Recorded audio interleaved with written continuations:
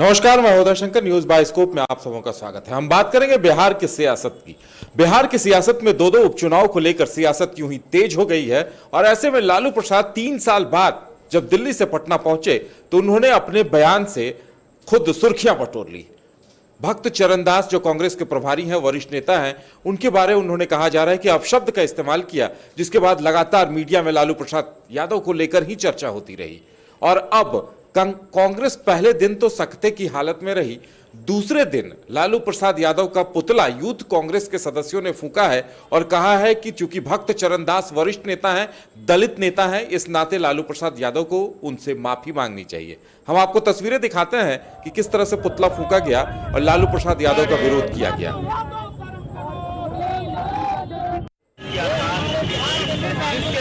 देख सकते हैं कि किस तरह से यूथ कांग्रेस के सदस्यों ने गुस्से में आकर लालू प्रसाद यादव का पुतला फूंका है और कहा है कि भक्त चरण दास के बारे जिस तरह उन्होंने अपशब्द का इस्तेमाल किया है, उन्हें माफी मांगनी चाहिए, क्योंकि काफी वरिष्ठ और दलित नेता है। दलितों के अपमान का आरोप लगाते हुए यूथ कांग्रेस के सदस्यों ने लालू यादव का पुतला फूंक डाला।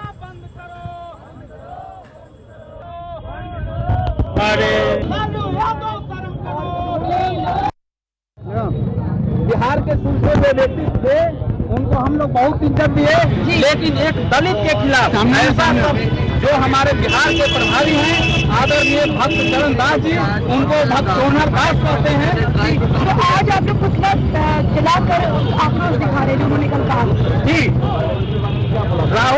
लालू यादव जी ने मेरे बिहार प्रभारी को इतना बड़ा अपशब्द कहे हैं कि जब तक माफी नहीं मांगेंगे तब तक उनका मैं विरोध करता रहूंगा। ये जो पुतला दहन की आला कमान का आदेश है क्या? आला कमान का आदेश तो नहीं आया है ऊपर से, लेकिन बिहार के लोग को, हम लोग को बिहार के प्रभारी हैं, हमको बहुत बुरा लगा, दिल पर बहुत ठेस पहुंचा। लालू यादव को मैंने पुतला जलाया।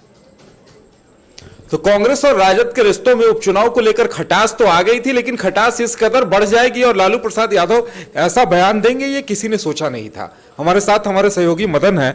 मदन, आखिर लालू प्रसाद यादव को सुर्खियां बटोरने की कला बखूबी आती है, तो क्या मायने निकाले जाएं इसके? क्या वो वाकई में सुर्खियां बटोरने के लिए बयान दिया उन्होंने, या फिर वाकई में उनके अंदर इतना गुस्सा, इतना आक्रोश था कि उन्होंने ऐसा बयान दिया है? बिल्कुल, देखिए, लालू यादव एक लंबे समय के बाद यानी 3 वर्ष के बाद बिहार लौटे थे और बिहार लौटने से पहले जो उन्होंने बयान दिया है वो जरूर एक तरह से कह सकते हैं कि लालू यादव का पुराना अंदाज देखने को मिला। और जो उन्होंने भक्त चरण दास को लेकर के कहा, जो उपाधि दी है उनको, जरूर अब मीडिया के लिए भी एक बड़ा न्यूज है। और जो लोग लगातार सवाल उठा रहे थे आरजेडी और कांग्रेस के गठबंधन को लेकर के, उस पर भी अब विराम लगता हुआ दिख रहा है।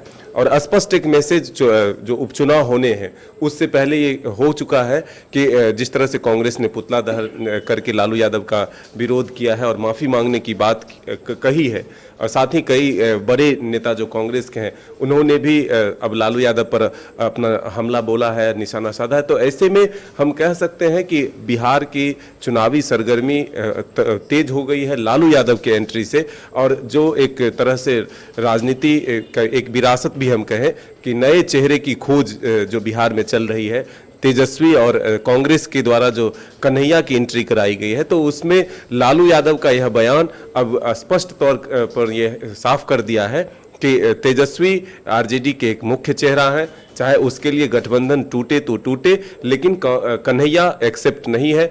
लालू यादव के बिहार पर आने से पहले कन्हैया ने जिस तरह से, जिस अंदाज में कटाक्ष किया था, उस तमाम चीज़ों का एक ही शब्द और एक ही ये कहे कि जो जिस तरह से निशाना साधा है लालू यादव ने, सभी पर उन्होंने विराम लगा दिया। बिल्कुल, ये तो समझा जा सकता है, जैसा कि मदन बता रहे हैं कि लालू प्रसाद यादव ने रविवार की सुबह यह बयान दिया था। पहले दिन तो कांग्रेस सख्ते की हालत में रही, कोई ठोस प्रतिक्रिया भी नहीं दे पाई। कांग्रेस के प्रवक्ताओं ने यह जरूर कहा कि उम्र और बीमारी का असर हो सकता है, लेकिन दूसरे दिन पुतला फूंका जाता है। मीरा कुमार सामने आती हैं, पूर्व लोकसभा अध्यक्ष हैं, काफी वरिष्ठ नेत्री हैं। वो कहती हैं कि लालू प्रसाद यादव को अभी और इलाज की जरूरत है, यानी काफी कड़ी प्रतिक्रिया इसे कहा जा सकता है। और मीरा कुमार का ऐसा कहना मायने रखता है। क्या कुछ कहा है मीरा कुमार ने, पहले सुनाते हैं हम आपको। पूरी तरह से स्वस्थ नहीं हुए हैं और वो किस तरह की भाषा इस्तेमाल की जाए, अभी डॉक्टरों ने उनको इजाज़त दे दी है आने की, लेकिन अभी उनका इलाज चलना चाहिए। इस तरह की भाषा बिहार की भूमि पर, बिहार जिसका इतना गौरवशाली इतिहास है, गौरवशाली इतिहास गाली देने से नहीं बनता है।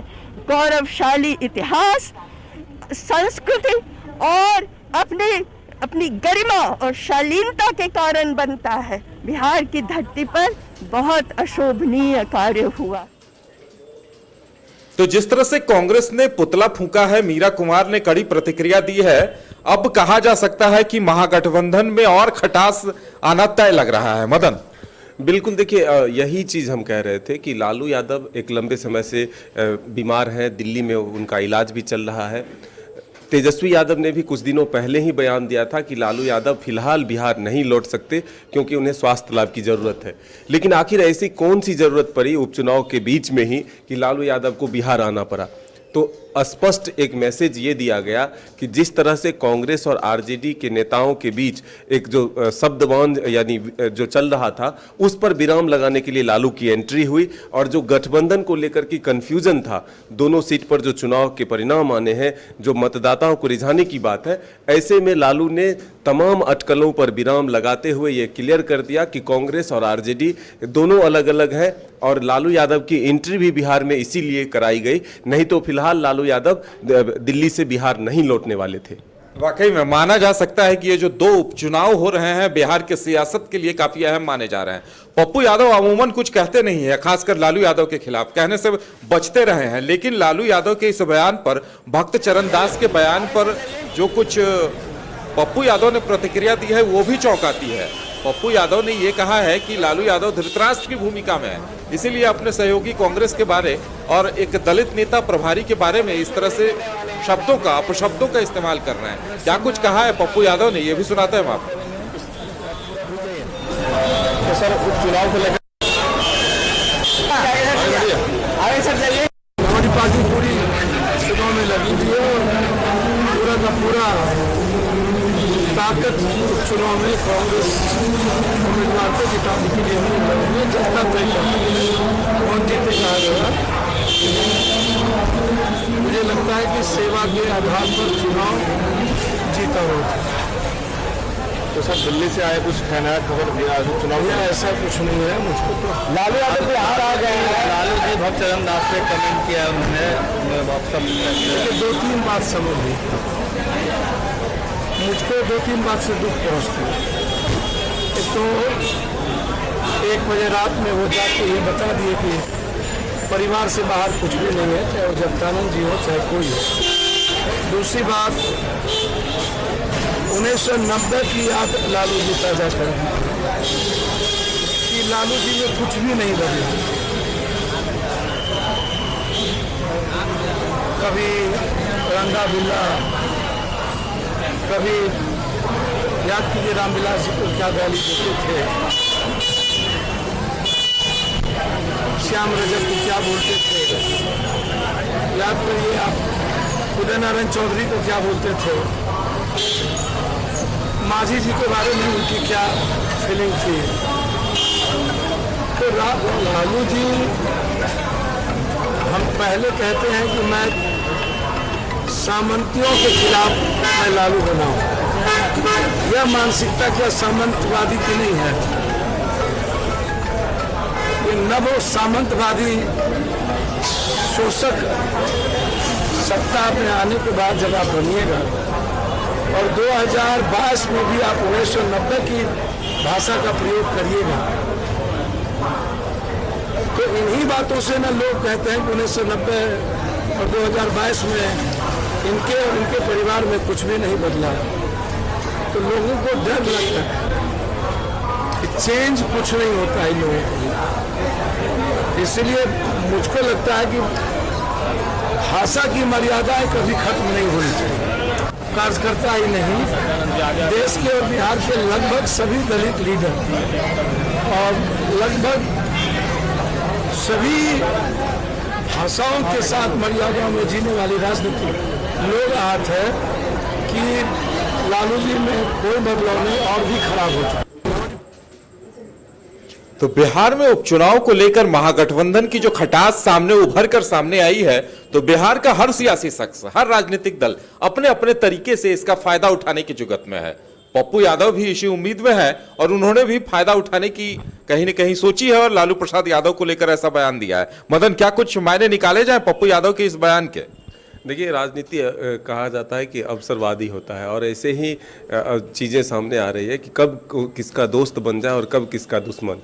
पप्पू यादव हमेशा लालू यादव के साथ रहे थे और कभी भी खुलकर उनका विरोध पप्पू यादव ने नहीं किया, लेकिन इस वक्त का फ़ायदा अब पप्पू यादव भी उठाना चाहते हैं जब आरजेडी और कांग्रेस के बीच जो अभी विवाद चल रहा है। ऐसे में अपनी ज़मीन तलाश रहे पप्पू यादव और इसलिए उन्होंने खुलकर कहा है कि लालू यादव धृतराष्ट्र की भूमिका में है और वो संजय की आंखों से देख रहे हैं। तो अब एक मौका कह सकते हैं कि राजनीति लाभ लेने के लिए पप्पू यादव ने भी खुलकर लालू यादव पर हमला किया है, यानी निशाना साधा है। तो अब बिहार में राजनीति में जो फायदा उठाने का वक्त होता है, इसी के आधार पर तमाम राजनीतिक दल के नेता जो हैं वो अब खुलकर एक दूसरे के विरोध में बोल रहे हैं। तमाम राजनीतिक दलों के नेता एक दूसरे के विरोध में बोल रहे हैं और महागठबंधन में आपस की जो फूट है वो उभर कर सामने आ गई है। कांग्रेस और आरजेडी एक दूसरे के खिलाफ लगातार बयानबाजी कर रहे हैं। ऐसे में जदयू कहीं न कहीं मौन साधकर अपना फायदा उठाने की जुगत में है। नीतीश कुमार से जब लालू प्रसाद यादव के इस बयान के बारे में पूछा गया तो उन्होंने साफ साफ कह दिया कि लालू प्रसाद यादव के बयानों को वो नोटिस में ही नहीं लेते हैं। क्या कुछ कहा है नीतीश कुमार ने, सुनाते हैं हम आपको। सर आओ नजदीक सर, आओ नजदीक सर। भला बताइए, उनके बाद तो हम कहेंगे जस्टिफाई, हम तो नोटिस ही नहीं लेते। इन लोगों का तो काम ही है कुछ कुछ बोलते रहना, काम तो करना नहीं है ना। कभी काम से कभी दिलचस्पी नहीं, सिर्फ जुबान से बोलते रहना।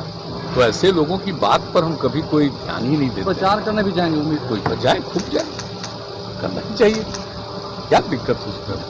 ये तो उम्मीद न जाने भाई। अच्छा, पब्लिसिटी कितनी मिलती है देखते नहीं है, खूब पब्लिसिटी मिलती है। तो जो काम न करे, सिर्फ बोले, तो पब्लिसिटी मिलती है तो लोग बोलवे नहीं करेगा।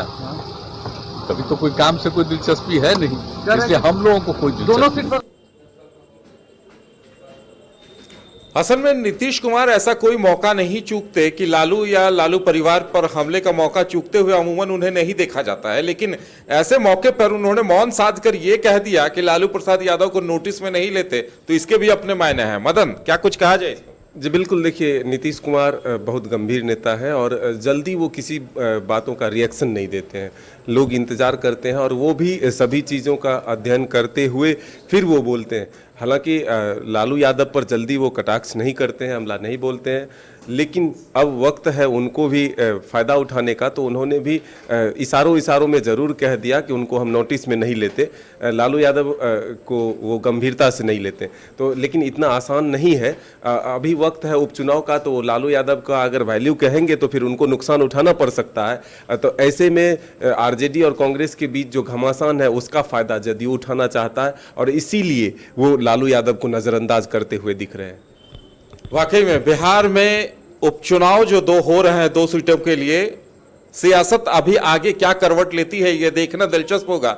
ये सीटें किसके हाथ में आएगी ये तो वहां की जनता उपचुनाव के दरमियान तय करेगी, लेकिन बिहार की सियासत उससे पहले और कौन कौन से नए मोड़ आते हैं ये देखना दिलचस्प होगा। फिलहाल इतना ही, हमें दीजिए इजाजत, नमस्कार।